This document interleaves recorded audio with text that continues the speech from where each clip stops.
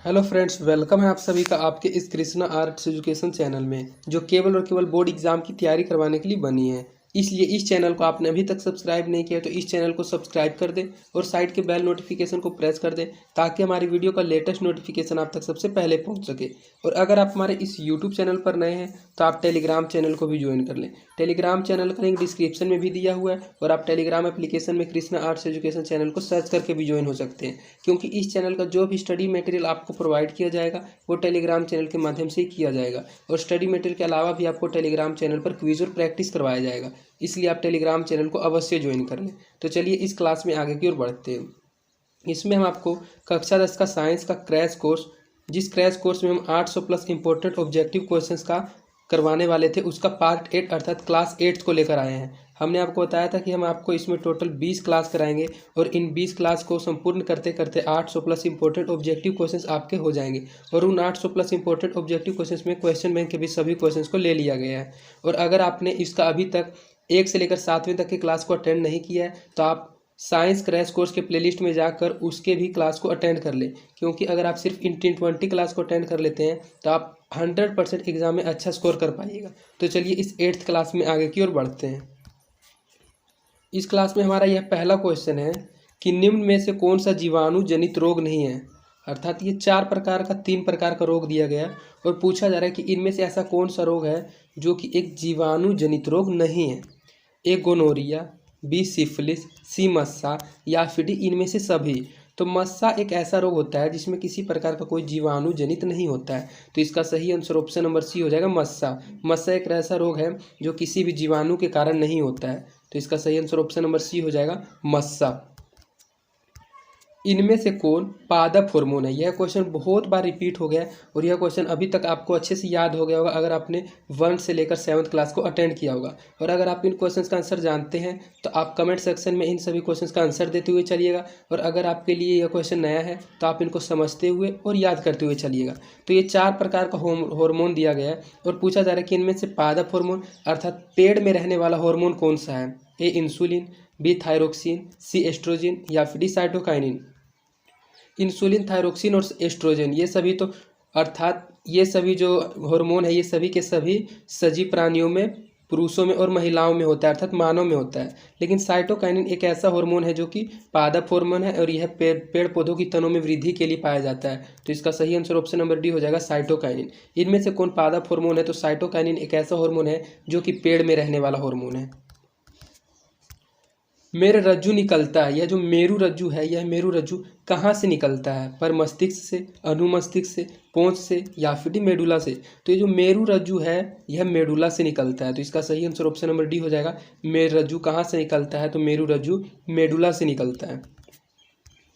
पादपों में पाए जाने वाला वृद्धि हार्मोन निम्न में से कौन सा है। अभी आपने एक हार्मोन के बारे में पढ़ा कि पादपों में एक हार्मोन पाया जाता है साइटोकाइनिन, और उसके अलावा एक और प्रमुख हार्मोन पाया जाता है, वह है जिबेरेलिन, बी एड्रीनेलिन, सी इंसुलिन या फिर थायरोक्सिन।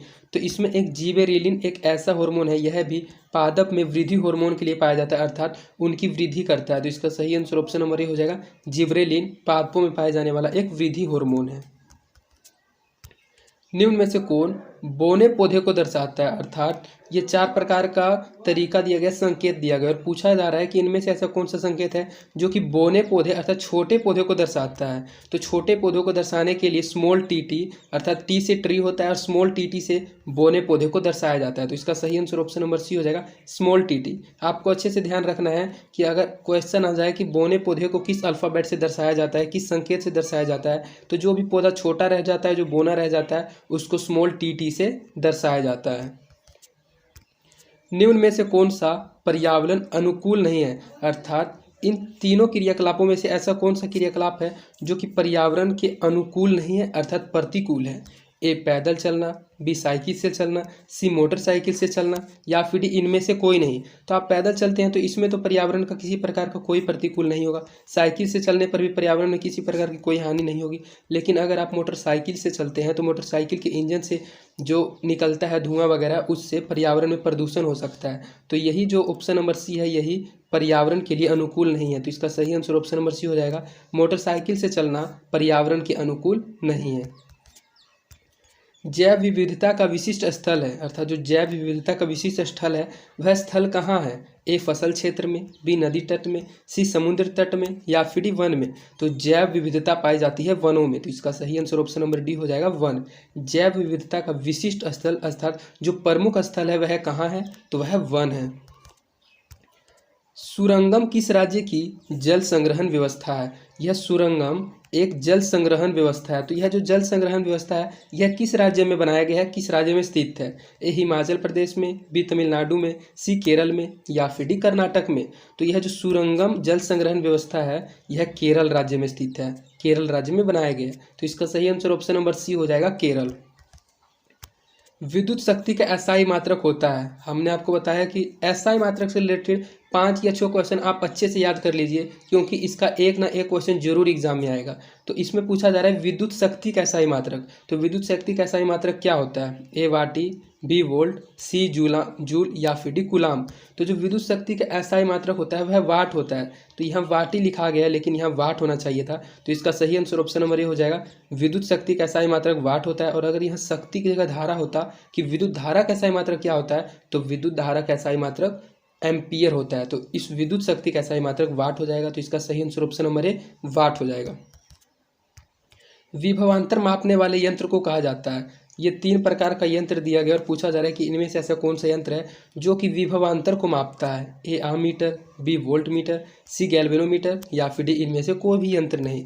तो वोल्ट मीटर एक ऐसा यंत्र है जो कि विभवांतर को मापता है। तो इसका सही आंसर ऑप्शन नंबर बी हो जाएगा। विभवांतर मापने वाले यंत्र को वोल्ट मीटर कहा जाता है। प्रतिरोध का एसआई मात्रक क्या है? इससे पहले आपने पढ़ा विद्युत शक्ति का एसआई मात्रक, तो उसका तो वाट था, लेकिन इसमें प्रतिरोध पूछा जा रहा है कि प्रतिरोध का एसआई मात्रक क्या है? ए एम्पियर है, बी ओम है, सी अग्र है, या फिर डी वाट है। तो यह जो वाट है यह विद्युत शक्ति का एसआई मात्रक है, यह जो एम्पियर है यह विद्युत धारा का एसआई मात्रक है। लेकिन इसमें प्रतिरोध का एसआई मात्रक पूछा जा रहा है, तो प्रतिरोध का एसआई मात्रक ओम होता है। तो इसका सही आंसर ऑप्शन नंबर बी हो जाएगा ओम। प्रतिरोध का एसआई मात्रक ओम है। 1 HP बराबर होता है, यह जो 1 HP होता है, HP का फुल फॉर्म होता है हॉर्स पावर, और हॉर्स पावर को हिंदी में अश्व शक्ति कहा जाता है। तो यह जो HP है, 1 HP 1 हॉर्स पावर 1 अश्व शक्ति कितने वाट के बराबर होता है? ए 746 वाट के, बी 946 वाट के, सी 756 वाट के, या फिर डी 846 वाट के। तो 1 HP 746 वाट के बराबर होता है, अर्थात जिस यंत्र में 746 वोल्ट का पावर है उस यंत्र के बराबर 1 HP का यंत्र हो जाएगा। तो इसका सही आंसर ऑप्शन नंबर ए हो जाएगा। 1 HP 746 वाट के बराबर होता है। विभवांतर का एसआई मात्रक है, यह जो विभवांतर, यह क्वेश्चन लगता है रिपीट हो गया। अभी आपने कुछ क्वेश्चन पहले ही पढ़ा कि विभवांतर का एसआई मात्रक क्या है? ए वाट है, एम्पियर है, वोल्ट है, या फिर ओम है। तो विभवांतर का एसआई मात्रक वोल्ट है, और वोल्ट मीटर विभवांतर को मापता है। तो इसका सही आंसर ऑप्शन नंबर सी हो जाएगा। विभवांतर का एसआई मात्रक वोल्ट है। धारा मापने में किसका उपयोग होता है? अर्थात इन चारों यंत्रों में से ऐसा कौन सा यंत्र है जो कि विद्युत धारा को मापता है? ए मीटर, बी वोल्ट मीटर, सी वोल्टा मीटर, या फिर डी मोनोमीटर। तो धारा मापने वाला जो यंत्र होता है वह ए मीटर होता है। ए मीटर के द्वारा ही आप धारा को माप सकते हैं। तो इसका सही आंसर ऑप्शन नंबर ए हो जाएगा ए मीटर। धारा मापने में किसका उपयोग होता है? तो धारा मापने में ए मीटर का उपयोग होता है। आमीटर को विद्युत परिपथ में कैसे जोड़ा जाता है? यह एक यंत्र होता है आमीटर। तो इस आमीटर को विद्युत परिपथ में किस तरह जोड़ा जाता है? ए श्रेणी क्रम में, बी पाबंद में, सी ए एवं बी दोनों तरीके से, या फिर डी इनमें से किसी भी तरीके से नहीं। तो ए मीटर को विद्युत परिपथ में हमेशा श्रेणी क्रम में ही जोड़ा जाता है। तो इसका सही आंसर ऑप्शन नंबर ए हो जाएगा श्रेणी क्रम। आमीटर को विद्युत परिपथ में कैसे जोड़ा जाता है? तो आमीटर को विद्युत परिपथ में श्रेणी क्रम में जोड़ा जाता है। आवेश का एसआई मात्रक है, यह जो आवेश है इस आवेश का एसआई मात्रक क्या होता है? ए वोल्ट, बी ओम, सी जूल, या फिर डी कूलाम। तो आवेश का एसआई मात्रक होता है कूलाम। हमने आपको बताया है कि आप एसआई मात्रक से रिलेटेड 5 या 6 क्वेश्चन जरूर याद रखिएगा, और इस वीडियो में ही हमने आपको अभी तक 4 से 5 क्वेश्चन करवा दिए हैं। तो आप सिर्फ इन्हीं क्वेश्चन को याद रखिएगा, तो 100% इनमें से एक नए क्वेश्चन आपके एग्जाम में जरूर आ जाएगा। इसमें पूछा जा रहा है कि आवेश का एसआई मात्रक, तो आवेश का एसआई मात्रक होता है कूलाम। तो इसका सही आंसर ऑप्शन नंबर डी हो जाएगा कूलाम। 1 वोल्ट कहलाता है, जो 1 वोल्ट होता है वह क्या कहलाता है? 1 जूल प्रति सेकंड, 1 जूल प्रति कूलाम, 1 जूल प्रति एम्पियर, या फिर इनमें से कोई भी नहीं। तो जो वोल्ट होता है 1 वोल्ट वह 1 जूल प्रति कूलाम कहलाता है। तो इसका सही आंसर ऑप्शन नंबर ए हो जाएगा 1 वोल्ट 1 जूल प्रति कूलाम कहलाता है। विद्युत बल्ब का तंतु, जिस तंतु का इंग्लिश में अर्थात इसका इंग्लिश ना फिलामेंट होता है, तो जो विद्युत बल्ब का तंतु होता है अर्थात फिलामेंट, यह किस चीज़ का बना होता है? ए लोहे का, बी तांबे का, सी टंगस्टन का, या फिर डी एल्यूमिनियम का। यह क्वेश्चन बहुत ज़्यादा इंपॉर्टेंट है, जो एक प्रकार का जनरल नॉलेज का भी क्वेश्चन है। इस क्वेश्चन को याद करना आपको बहुत ज़्यादा जरूरी है कि जो विद्युत बल्ब होता है उसका फिलामेंट अर्थात तंतु किस धातु का बना होता है, तो वह टंगस्टन का बना होता है। तो इसका सही आंसर ऑप्शन नंबर सी हो जाएगा, टंगस्टन का। विद्युत बल्ब किस चीज़ का बना होता है? तो विद्युत बल्ब टंगस्टन का बना होता है। और विद्युत बल्ब में कौन सा गैस भरा रहता है, यह भी इंपॉर्टेंट क्वेश्चन है। तो विद्युत बल्ब में निष्क्रिय गैस भरा रहता है। जब किसी चालक तार से विद्युत धारा प्रवाहित होती है तो गतिशील कण होते हैं, अर्थात कोई चालक तार है, उस चालक तार से आप विद्युत धारा को प्रवाहित करते हैं, तो उसमें विद्युत धारा प्रवाहित होते वक्त जो गतिशील कण होते हैं वे क्या होते हैं? ए परमाणु होते हैं, बी आयन होते हैं, सी प्रोटॉन होते हैं, या फिर डी इलेक्ट्रॉन होते हैं। तो उस चालक तार में जो विद्युत धारा प्रवाहित होती है तो उसमें गतिशील कण जो होते हैं वे गतिशील कण इलेक्ट्रॉन होते हैं। तो इसका सही आंसर ऑप्शन नंबर डी हो जाएगा, इलेक्ट्रॉन। भारत में उत्पादित प्रत्यावर्ती विद्युत धारा की आवृत्ति है। यह क्वेश्चन भी रिपीट हो गया। अब आपको अधिकतर क्वेश्चन रिपीट ही मिलेंगे, और अगर आप शुरू से हमारे वीडियोस को देखते हुए चल रहे हैं तो आपको ये क्वेश्चन अब अच्छे तरीके से याद हो जाएंगे कि जो भारत में उत्पादित प्रत्यावर्ती विद्युत धारा होती है, अर्थात जो भारत में एसी करंट का उत्पादन किया जाता है वह कितने हर्ट्ज का होता है, कितनी आवृत्ति का होता है? ये 50 हर्ट्ज अर्थात 50 आवृत्ति का, बी 60 आवृत्ति का, सी 70 आवृत्ति का, या फिर डी 80 आवृत्ति का। तो जो भारत में उत्पादित एसी करंट होती है वह एसी करंट 50 हर्ट्ज अर्थात 50 आवृत्ति की होती है। तो इसका सही आंसर ऑप्शन नंबर ए हो जाएगा, 50 हर्ट्ज। किसी कुंडली का प्रतिरोध ज्ञात करने का सूत्र है। ये 4 प्रकार का सूत्र है और पूछा जा रहा है कि इनमें से ऐसा कौन सा सूत्र है जिस सूत्र से आप किसी भी कुंडली का प्रतिरोध ज्ञात कर सकते हैं। A R equal to V into I, B R is equal to V upon I, C R is equal to I upon V, या फिर D R is equal to V minus 1। तो ये जो कुंडली का प्रतिरोध ज्ञात करने का सूत्र होता है यह R is equal to V upon I होता है, अर्थात आर से होता है रेजिस्टेंस, वी से होता है वेलोसिटी और आई से होता है एम्पियर। तो इसका सही आंसर ऑप्शन नंबर बी हो जाएगा, R is equal to V upon I. 1 kilowatt घंटा निम्नलिखित में से किसके बराबर होता है? जो 1 किलोवाट घंटा होता है वह कितने के बराबर होता है, कितने जूल के बराबर होता है? ए 0.36 गुने 10 के पावर 10 जूल, बी 1.6 गुने 10 के पावर माइनस 19 जूल, या फिर डी 3.6 गुने 10 के पावर 6 जूल, या फिर डी इनमें से कोई भी नहीं। तो 1 किलोवाट घंटा 3.6 गुने 10 के पावर 6 जूल के बराबर होता है। तो इसका सही आंसर ऑप्शन नंबर सी हो जाएगा, 3.6 गुने 10 के पावर 6 जूल। विद्युत फ्यूज विद्युत धारा के किस प्रभाव पर कार्य करता है? जो विद्युत में फ्यूज लगा हुआ रहता है वह विद्युत फ्यूज विद्युत धारा के किस प्रभाव पर कार्य करता है? ऊष्मीय प्रभाव पर, चुंबकीय प्रभाव पर, रासायनिक प्रभाव पर, या फिर इनमें से किसी भी प्रभाव पर नहीं। तो जो विद्युत फ्यूज होता है वह विद्युत धारा के ऊष्मीय प्रभाव पर कार्य करता है। तो इसका सही आंसर ऑप्शन नंबर ए हो जाएगा, ऊष्मीय प्रभाव पर। निम्नलिखित में कौन सा पद विद्युत परिपथ में विद्युत शक्ति को निरूपित नहीं करता है? अर्थात इन चारों में से ऐसा कौन सा पद है जो कि विद्युत परिपथ में विद्युत शक्ति को ही निरूपित नहीं करता है? A I square R, B I R square, C V I, या फिर D V R square upon R. तो इनमें से आई आर स्क्वायर एक ऐसा विद्युत परिपथ है जो कि विद्युत शक्ति को निरूपित ही नहीं करता है, यह ऐसा पद है। तो इसका सही आंसर ऑप्शन नंबर बी हो जाएगा, आई आर स्क्वायर। किसी चालक के छोरों का विभवांतर भी प्रतिरोध आर एवं प्रवाहित धारा जो है वह प्रवाहित धारा के बीच संबंध क्या, यह पूछा जा रहा है कि एक चालक तार है और उस चालक तार के छोरों का विभवांतर भी है, प्रतिरोध आर है, और जो प्रवाहित धारा है वह उसके बीच प्रवाहित धारा के बीच संबंध क्या हो गई? A I is equal to R by V, B R is equal to I upon V, C R is equal to V upon I, या फिर डी इनमें से कोई भी नहीं। तो जो किसी चालक के विभवांतर भी रहेगा और प्रतिरोध आर रहेगा तो उसमें जो प्रवाहित धारा के बीच संबंध होगा वह आर बराबर भी बटा आई होगा। यह क्वेश्चन सेम अभी के अभी कुछ क्वेश्चन पहले रिपीट हो गया। तो इसका सही आंसर ऑप्शन नंबर सी हो जाएगा, R is equal to V upon I. 1 coulomb विद्युत आवेश कितने प्रोटोनों से बनता है? जो 1 कूलम विद्युत आवेश होता है वह कितने प्रोटोनों से बनता है? तो 1 कूलम विद्युत आवेश 6.25 गुने 10 के पावर माइनस 18 प्रोटोनों से बनता है। तो इसका सही आंसर ऑप्शन नंबर सी हो जाएगा, 6.25 गुने 10 के पावर माइनस 18। ओम के नियम का सूत्र है। इन तीनों सूत्र में से ऐसा कौन सा सूत्र है जो कि ओम के नियम का सूत्र है? A I is equal to V into R, B R is equal to V into I, या फिर C V is equal to I into R, या फिर डी इनमें से कोई भी नहीं। तो ओम के नियम का भी सूत्र होता है velocity equal to I into R. तो इसका सही आंसर ऑप्शन नंबर सी हो जाएगा, V is equal to I into R Ohm के नियम का सूत्र होता है। इस सूत्र को आपको याद रखना बहुत जरूरी है। यह भी बहुत बार बोर्ड एग्जाम में पूछा गया है कि ओम के नियम का सूत्र क्या होता है। तो ओम के नियम का सूत्र भी is equal to I into R होता है।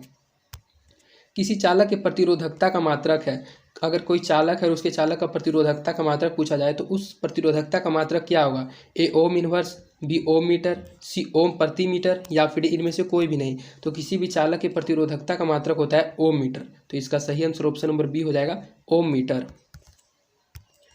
100 वाट 220 वाट के विद्युत बल्ब के तंतु का प्रतिरोध क्या होगा? जो 100 वाट का बल्ब होता है उसमें 220 वोल्ट होता है, मतलब 100 वाट और 220 वोल्ट के विद्युत बल्ब के तंतु का प्रतिरोध अर्थात तंतु का टंगस्टन का रेजिस्टेंस क्या होगा? ए 900 ओम, बी 484 ओम, सी 220 ओम या फिर डी 100 ओम। तो 100 वाट 220 वोल्ट के विद्युत बल्ब के तंतु का जो प्रतिरोध होगा वह 484 ओम होगा। तो इसका सही आंसर ऑप्शन नंबर सी हो जाएगा, ऑप्शन नंबर बी हो जाएगा, 484 ओम। यह भी क्वेश्चन बहुत ज़्यादा इंपॉर्टेंट है और आपको यह क्वेश्चन याद रहना चाहिए कि 100 वाट 220 वोल्ट के विद्युत बल्ब के तंतु का प्रतिरोध क्या होगा? तो उसके बल्ब के तंतु का प्रतिरोध 484 ओम होगा। किसी बल्ब से 220 वोल्ट पर 2 एम्पीयर की धारा प्रवाहित होती है, तो फिलामेंट का जो प्रतिरोध होगा वह क्या होगा? तो जो फिलामेंट का अगर आप प्रतिरोध निकालना चाहते हैं एम्पीयर इज इक्वल टू, तो आपको सिर्फ 220 से 2 को डिवाइड कर देना है। तो 220 को जब आप 2 से डिवाइड कीजिएगा तो 110 आ जाएगा। तो 110 इसका सही आंसर हो जाएगा। किसी बल्ब से 220 वोल्ट पर 2 एम्पीयर की धारा प्रवाहित होती है तो फिलामेंट का प्रतिरोध क्या होगा? अर्थात आई बराबर क्या होगा? फिलामेंट का प्रतिरोध आर बराबर क्या होगा? तो आर बराबर इससे पहले ही आपने फॉर्मूला पढ़ा था, तो उस फॉर्मूला के अनुसार अगर आप 220 को 2 से डिवाइड कीजिएगा तो इसका आंसर जो आ जाएगा 110 ओम हो जाएगा। तो इसका सही आंसर ऑप्शन नंबर बी हो जाएगा, 110 ओम। किसी बल्ब से 1 मिनट में 120 कूलम आवेश प्रवाहित हो रहा है तो विद्युत धारा का मान क्या होगा? अगर आप किसी बल्ब से 1 मिनट में 120 कूलम आवेश को प्रवाहित करते हुए देख रहे हैं तो जो विद्युत धारा का मान होगा वह कितना एम्पियर होगा? ए 1 एम्पियर, बी 2 एम्पियर, सी 3 एम्पियर या फिर डी 4 एम्पियर। तो अगर किसी बल्ब से 1 मिनट में 120 कूलम आवेश प्रवाहित हो रहा है तो उस विद्युत धारा का जो मान होगा वह 2 एम्पियर होगा। तो इसका सही आंसर ऑप्शन नंबर बी हो जाएगा, 2 एम्पियर। 100 वाट का विद्युत बल्ब 250 वोल्ट के विद्युत मेन से जोड़ा जाता है तो बल्ब से प्रवाहित धारा का मान क्या होगा? ए 0.1 एम्पियर, बी 0.4 एम्पियर, सी 2.5 एम्पियर या फिर 10 एम्पियर। तो अगर आप 200 वाट के विद्युत बल्ब से 250 वोल्ट के विद्युत मेन से जोड़ते हैं तो बल्ब से जो प्रवाहित धारा का मान होगा वह 0.4 एम्पियर होगा। तो इसका सही आंसर ऑप्शन नंबर बी हो जाएगा, 0.4 एम्पियर। किसी विद्युत बल्ब पर 220 वाट तथा 100 वाट अंकित है, अर्थात एक विद्युत बल्ब है और उस विद्युत बल्ब पर 100 वाट 220 वोल्ट तथा 100 वाट लिखा हुआ है। जब इसे 110 वोल्ट पर परिचालित करेंगे तब इसके द्वारा जो उपयुक्त शक्ति होगी वह कितनी हो जाएगी? ए 100 वाट, बी 75 वाट, सी 50 वाट या फिर डी 25 वाट।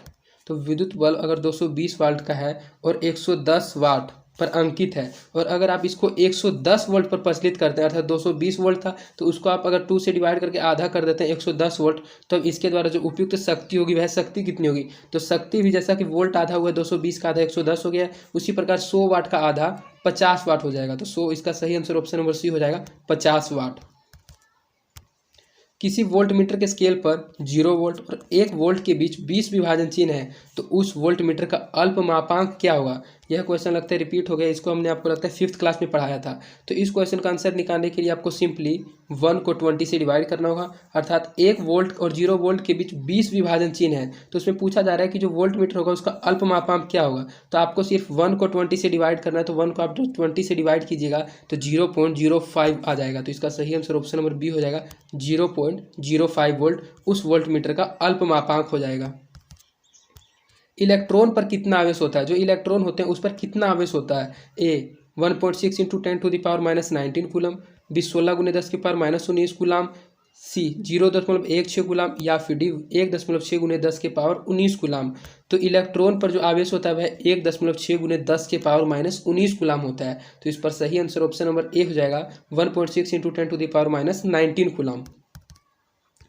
1 कूलम विद्युत आवेश में कितने इलेक्ट्रॉन होते हैं? जो 1 कूलम होता है वह विद्युत आवेश में कितने इलेक्ट्रॉन होता है? 1.6 इंटू 10⁻−19, 16 इंटू 10⁻19, 6.25 इंटू 10⁻18 या फिर डी 0.625 इंटू 10⁻19। तो एक कूलम विद्युत आवेश होता है वह इलेक्ट्रॉनों में 6.25 इंटू 10⁻18 इलेक्ट्रॉन के बराबर होता है। तो इसका सही आंसर ऑप्शन नंबर सी हो जाएगा, 6.25 इंटू 10⁻18। विद्युत धारा का एसआई मात्रक है हमने आपको अभी लगता है करीब इस वीडियो के शुरू होते हुए, इस क्लास का शुरू होते ही हमने आपको बताया था विद्युत धारा का एसआई मात्रक क्या होता है। तो अगर आप इस क्लास में शुरू से बने हुए हैं तो आपको 100% इसका आंसर याद होगा कि विद्युत धारा का एसआई मात्रक क्या होता है। तो जो विद्युत धारा का एसआई मात्रक होता है ओम होता है, एम्पियर होता है, कूलाम होता है या फिर जूल होता है। विद्युत धारा का एसआई मात्रक एम्पियर होता है। तो इसका सही आंसर ऑप्शन नंबर बी हो जाएगा, एम्पियर। हमने आपको कई बार कहा है कि आप एसआई मात्रक से रिलेटेड कम से कम 10 क्वेश्चन जरूर याद कर लीजिएगा, क्योंकि एसआई मात्रक से रिलेटेड 1 या 2 क्वेश्चन एग्जाम में जरूर हर वर्ष पूछा जाता है। तो विद्युत धारा का एसआई मात्रक एम्पियर होता है। इसका सही answer option number B, ampere हो जाएगा। विद्युत परिपथ में वोल्ट मीटर को किस क्रम में जोड़ा जाता है? जो विद्युत परिपथ होता है उस विद्युत परिपथ में अगर आप वोल्ट मीटर को जोड़ना चाहते हैं तो वोल्ट मीटर को किस क्रम में जोड़ा जाता है? ए श्रेणी क्रम में, बी समानांतर क्रम में, सी एवं बी दोनों क्रम में, या फिर डी इनमें से किसी भी क्रम में नहीं। तो जो विद्युत परिपथ होता है अगर आप उसमें वोल्ट मीटर को जोड़ते हैं तो वोल्ट मीटर को तो हमेशा समानांतर क्रम में जोड़ा जाता है। और एक क्वेश्चन इससे पहले आपने पढ़ा था आ मीटर, विद्युत परिपथ में आ मीटर को हमेशा श्रेणी क्रम में जोड़ा जाता है और वोल्ट मीटर को हमेशा समानांतर क्रम में जोड़ा जाता है। तो इस क्वेश्चन के अनुसार इसका सही आंसर ऑप्शन नंबर बी हो जाएगा, समानांतर क्रम। 1 एम्पियर कहलाता है, जो 1 एम्पियर होता है वह कितने क्या कहलाता है? 1 जूल प्रति सेकंड, 1 जूल प्रति 1 कूलाम, 2 कूलाम प्रति 1 सेकंड, या फिर 1 जूल प्रति 1 वोल्ट। तो जो 1 एम्पियर होता है वह 2 कूलम प्रति 1 सेकंड कहलाता है। तो इसका सही आंसर ऑप्शन नंबर सी हो जाएगा, 2 कूलम प्रति 1 सेकंड। 1 माइक्रो एम्पियर जो होता है वह विद्युत धारा में निम्न में से कौन है? ए 10⁻⁴ एम्पियर, बी 10⁻⁵ एम्पियर, सी 10⁻⁶ एम्पियर, या फिर डी 10⁻⁷ एम्पियर। तो 1 माइक्रो विद्युत धारा एम्पियर में 10⁻⁶ एम्पियर के बराबर होती है। तो इसका सही आंसर ऑप्शन नंबर सी हो जाएगा, 10⁻⁶ एम्पियर।